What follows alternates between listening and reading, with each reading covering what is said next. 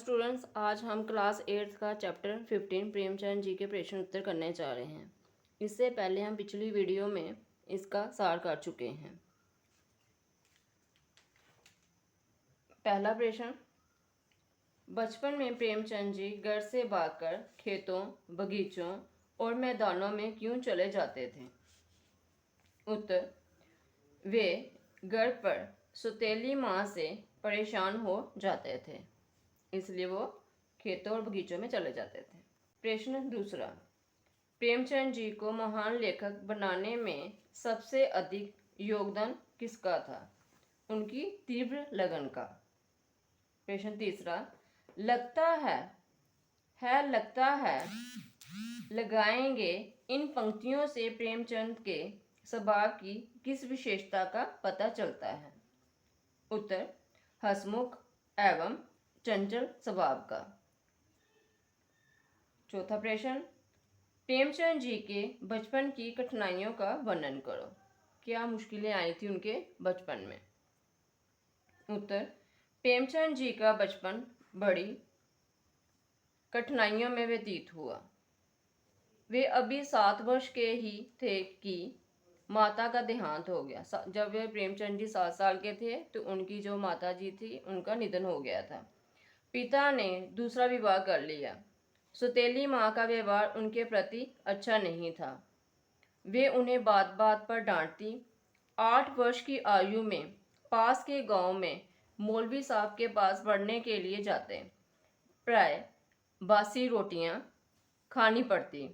दोपहर के लिए जौ और मटर का चवेना लेकर चल देते। पिता ने छोटी उम्र में ही प्रेमचंद जी का विवाह कर दिया। जब वे 10वीं कक्षा में पढ़ते थे तभी उनकी शादी हो गई थी, जिस कारण उनका जीवन और भी संकट में हो गया। फिर कुछ समय बाद पिता के निधन ने उनके जीवन को और भी संघर्ष में बना दिया। उनके जीवन में अब और भी कठिनाइयां आ गई थी। प्रेमचंद जी की ऐसी भी हालत आई कि उनके पाँव में जूते ना थे और पहनने के लिए पूरे वस्त्र भी प्राप्त ना होते थे। उनको इतनी मुसीबतों का अपने बचपन में ही सामना करना पड़ा था। प्रश्न 5वां, उनकी दूसरी पत्नी शिवरानी उनके लिए वरदान जैसी साबित हुई कैसे? अब प्रेमचंद जी ने भी दूसरी शादी की थी तो उन्होंने बोला कि जो दूसरी पत्नी थी उनके लिए वरदान जैसी साबित कैसे हुई थी? उत्तर, प्रेमचंद जी ने शिवरानी नामक एक बाल विधवा से दूसरा विवाह कर लिया। शिवरानी एक अच्छी पत्नी साबित हुई। उसने अपने पति को हर प्रकार का सहयोग दिया। शिवरानी के सहयोग, स्नेह एवं प्रेरणा से प्रेमचंद जी को जीवन के संकटों एवं मुसीबतों का सामना करने की एक नई शक्ति मिली। वे अपने लक्ष्य के लिए तन मन से जुट गए। उनको जो भी अपना लेखन कार्य करना होता था वह उसमें वो पूरा दिन लगाते थे। प्रश्न 6वां, स्वतंत्रता आंदोलन में प्रेमचंद जी के योगदान का वर्णन करो। अब उन्होंने स्वतंत्रता आंदोलन में भी भाग लिया था, वो किस तरह से ये बता रहे हैं। उत्तर, स्वतंत्रता आंदोलन में प्रेमचंद जी ने बड़ी महत्वपूर्ण भूमिका निभाई। इसमें संदेह नहीं कि प्रेमचंद जी को कभी जेल जाने का अवसर प्राप्त नहीं हुआ। वो कभी जेल तो नहीं गए थे स्वतंत्रता के लिए, लेकिन फिर भी उन्होंने इसमें बड़ा ही महत्वपूर्ण योगदान दिया था। पर अपनी लेखनी के माध्यम से उन्होंने लाखों भारतवासियों को स्वतंत्रता आंदोलन में अपनी आहुति देने के लिए प्रेरित किया। सन 1910-11 में देशभक्ति की भावना से ओत-प्रोत कहानियों का एक संग्रह सोजे वतन अंग्रेजी सरकार ने जब्त कर लिया। एक उन्होंने रचना लिखी थी सोजे वतन, जो अंग्रेजों के विरुद्ध थी, इसलिए उन्होंने वो जो रचना थी उसको उन्होंने अपने अंडर कर लिया था। 1930 ईस्वी में प्रेमचंद जी की कहानियों का एक अन्य संग्रह समर यात्रा भी जब्त हो गया। ये भी जो था समर यात्रा भी उनकी एक रचना थी जो अंग्रेजों ने अपने अंडर कर ली थी। उनका संपूर्ण देशो उद्धार की दीप्ति से आलोकित है। उनकी रचनाओं में दीन दुखियों की आहों और विवशताओं का मार्मिक चित्रण मिलता है। उन्होंने जो ज़्यादातर है वो गरीबों के विषय में ही लिखा है। प्रेमचंद जी ने अपनी सशक्त लेखनी के माध्यम से स्वतंत्रता संग्राम में अपना अपूर्व योगदान दिया। वे देश को अपने जीवन, अपने अनुभव और विचारों की अंतिम बूंद तक दे जाने के लिए बेचैन रहते थे। प्रश्न 7वां, प्रेमचंद जी के व्यक्तित्व की कोई 3 विशेषताएं उनके जीवन की उपयुक्त घटनाएं उद्धृत करके बताओ। उत्तर, प्रेमचंद जी का व्यक्तित्व अनेक विशेषताओं का संगम था।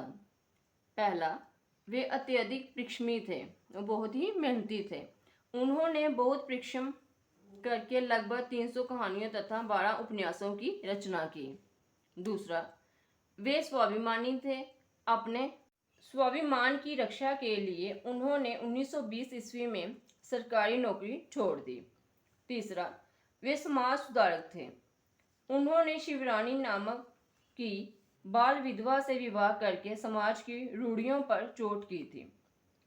8वां प्रश्न, प्रेमचंद जी के साहित्य का संक्षिप्त परिचय दो। उत्तर, प्रेमचंद जी हिंदी के सर्वश्रेष्ठ कथाकार थे। एक वो कहानीकार थे, सबसे अच्छे कहानीकार माने जाते हैं, के रूप प्रख्यात हैं। उन्हें हिंदी का उपन्यास सम्राट माना जाता है। उनका साहित्य हिंदी गद्य का अक्षय भंडार है। उन्होंने अनेक अमूल्य ग्रंथ रत्न हिंदी साहित्य की भेंट किए हैं, जो इस प्रकार से हैं। उन्हें बहुत सी कहानियां, बहुत से नाटक, उपन्यास इत्यादि लिखे हैं। कहानी संग्रह: सप्तसुमन, सप्तसरोज, प्रेम तीर्थ, प्रेम पचीसी, प्रेम पूर्णिमा, सत्य सुमन तथा मानसरोवर 8 भाग, ये इनकी सभी कहानी संग्रह थे। उपन्यास: प्रतिज्ञा, सेवा सदन, वरदान, रंगभूमि, कायाकल्प, निर्मला, गबन तथा गोदान, ये इनके उपन्यास थे। नाटक: संग्राम, प्रेम की बेदी। निबंध: कुछ विचार, साहित्य का उद्देश्य, तलवार और त्याग। ये हमारे प्रश्न तो यहीं पे खत्म हो रहे हैं। उसके बाद हम करने जा रहे हैं रिक्तिस्थानों की पूर्ति। पहला, गोदान उपन्यास के लेखक डैश हैं। प्रेमचंद जी। दूसरा, प्रेमचंद जी का जन्म डैश में हुआ था। प्रेमचंद जी का जन्म 1880 ईस्वी में हुआ था। तीसरा, दंपत 7 वर्ष का ही था कि डैश चल बसी। दंपत यानी प्रेमचंद जी अभी 7 साल के ही थे कि उनकी माता जी का देहांत हो गया था। चौथा, प्रेमचंद जी ने बचपन से ही डैश पर हंसना सीखा था। उन्होंने मुसीबतों पर हंसना सीख लिया था। पांचवा, फिर भी जमाना के प्रेमचंद जी की डैश उर्दू रचनाएं लगातार मिलती रही, मौलिक। छठवां, लेकिन अब तक डैश बिल्कुल रूठ चुकी थी। अब तक उनकी जो थी तंदुरुस्ती, उनके जो हालत थी वो गिर चुकी थी। सातवां, प्रेमचंद जी की दूसरी पत्नी का नाम डैश था। उनकी दूसरी पत्नी का नाम शिवरानी था। आठवां, प्रेमचंद जी को उनके चाचा प्यार से डैश नाम से पुकारते थे। उनके चाचा जी उनको नवाब के नाम से पुकारते थे। नौवां, प्रेमचंद जी की माता का नाम डैश था। उनकी माता जी का नाम आनंदी था। 10वां, प्रेमचंद जी के पिताजी का नाम डैश था। उनके पिताजी का नाम अजायब राय था। 11वां, डैश सन में प्रेमचंद जी ने BA पास की 1919 ईस्वी में। 12वां, डैश को प्रेमचंद जी का निधन हो गया। 8 अक्टूबर सन 1936 में उनका निधन हो गया था। 13वां, प्रेमचंद जी पाठ के लेखक डैश हैं। प्रेमचंद जी नामक पाठ के लेखक नागार्जुन जी हैं। 14वां, प्रेमचंद जी पाठ की विधा डैश है। ये जीवनी विधा में लिखा गया है।